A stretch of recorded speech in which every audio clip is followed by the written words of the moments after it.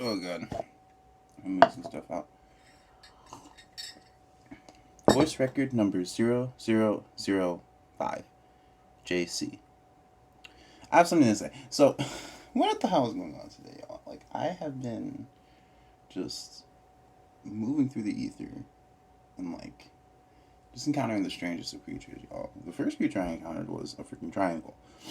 Or not even a triangle, it was a tetrahedron, right? It was my familiar, right? And so I encountered my familiar, and he basically showed me the fact that, okay, well, if you actually just take any three lines in space and connect them, right, you can basically just, basically those three lines are all you need to enclose basically a tetrahedron, right? So a tetrahedron is just the solid that you can make out of four equilateral triangles, for example. But the triangles, you can skew them in any manner that you want.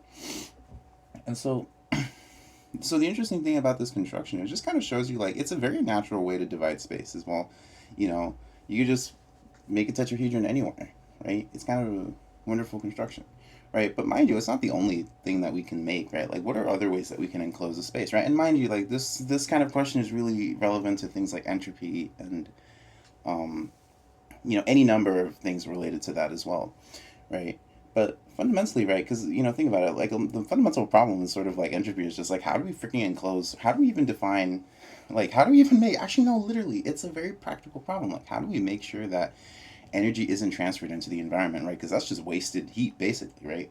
So, but that's beside the point. What is the point is that there are a lot of ways that we can sort of divide space into two discrete regions, right? And a sphere is a really natural designation, right? But we also have a really wonderful set of platonic solids, right? We have the tetrahedron, right? And then you have the cube, the octahedron, which is basically like the dual of the cube, right? Then we have a dodecahedron, which is an enclosed shape made up of 12 pentagons, 12 flat pentagons. And then the last one is the icosahedron, which is made of 20 triangles, basically. It's a wonderful shape. Wonderful, wonderful shape, right? And so it's kind of interesting, right? And that's it. There's only five platonic solids. It's kind of an interesting sort of.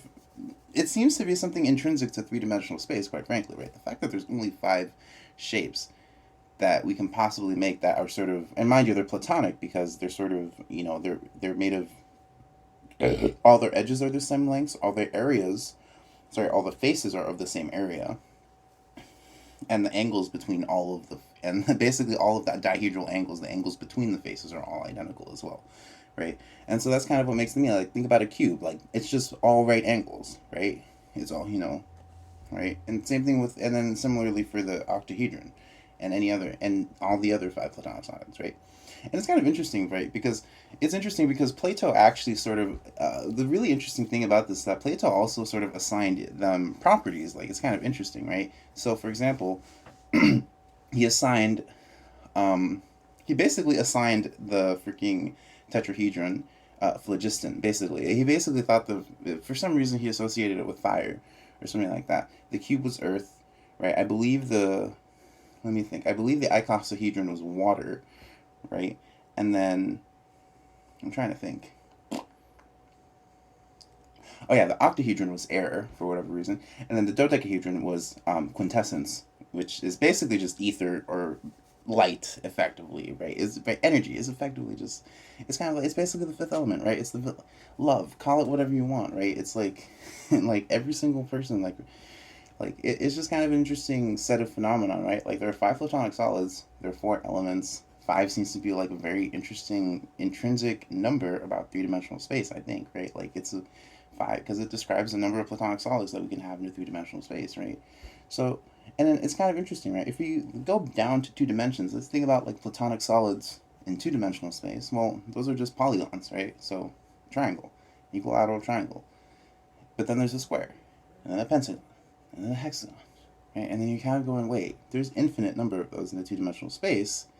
But then when we go into a three-dimensional space, right, when we find a, right, because mind you, they're analogous structures, right? Because mind you, it's just that we've sized down to just two dimensions, right? And we have this discrepancy, right? In two dimensions, we have an infinite number of platonic solids, right? Whereas in three dimensions, we only have a finite number, namely five. Kind of weird.